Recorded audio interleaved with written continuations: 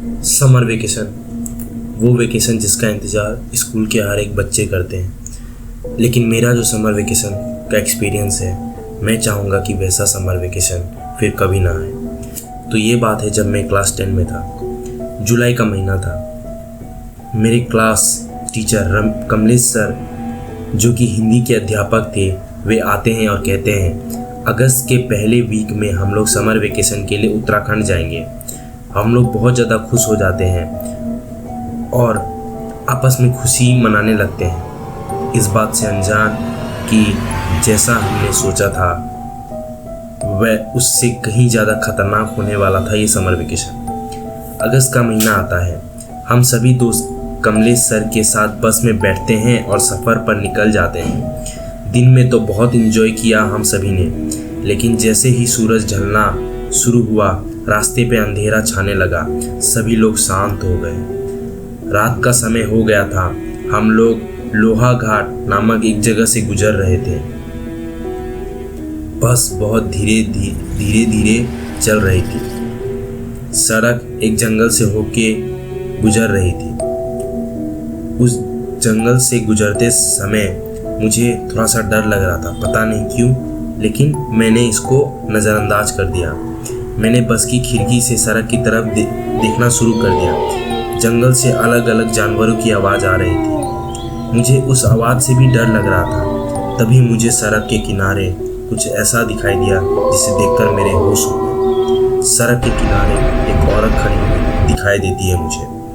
बस थोड़ी तेज़ी से चल रही थी तो मैं ठीक से देख नहीं पाया कि वो औरत कैसी दिखती है, लेकिन मुझे इतना याद है कि उसके बड़े बड़े बाल थे जो उसके चेहरे के ऊपर आ रखे थे, जिसकी वजह से उसके चेहरे पूरी तरीके से नहीं दिख पा रहे थे। उसने सफ़ेद रंग का साड़ी पहना हुआ था। साड़ी थोड़ी गंदी हो चुकी थी, उस पर धूल मिट्टी लगी हुई थी। उसको देखते ही मैंने ज़ोर से चिल्लाया, बस रोको। ड्राइवर ने भी ज़ोर से बस रोकी। कमलेश सर केबिन से दौड़ते दौड़ते मेरे पास आए और पूछा कि क्या हुआ। मैंने कहा कि मैंने सड़क पर किसी को देखा है। फिर मैं अपने सर और कुछ दोस्तों के साथ वही जगह पर जाता हूँ जहाँ मुझे वो औरत दिखी थी, लेकिन वहाँ अब कोई नहीं होता है। सर मुझे डांट के बस में वापस बैठा देते हैं और मैं भी बस में बैठ जाता हूँ। उसके बाद बस चलने लगती है। कुछ दूर जाने के बाद बस का पिछला टायर पंक्चर हो जाता है। जब तक ड्राइवर भैया टायर ठीक कर रहे थे तो हम सभी ने प्लान बनाया कि हम लोग थोड़ा सड़क पर घूमेंगे। सर ने हमें साफ साफ मना किया कि ज़्यादा दूर मत जाना और ज़्यादा खेलना भी मत, लेकिन हम लोग सुनने वालों में से नहीं थे। हम सभी इधर उधर घूम रहे थे। तभी मैंने देखा कि हमारे ग्रुप से एक लड़का जिसका नाम कुणाल था वो गायब है। मैंने सबसे पूछा, लेकिन किसी को मालूम नहीं है कि कुणाल कहाँ है।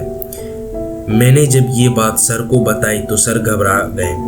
तभी जंगल से जोरदार चीख सुनाई देती है और ये चीख थी कुणाल की। तो क्या है, कहाँ है कुणाल? उसने इतनी जोर से क्यों चीखा? क्या राज छुपा है इस जंगल में और क्या क्या होने वाला है इस समर वेकेशन में? सभी के जवाब समर वेकेशन के पार्ट 2 में। तब तक आप हमारे एक और सीरीज़ खूनी सड़क को देख सकते हैं, जो कि हर वेडनेसडे को मैं इस चैनल पे डाला करूँगा।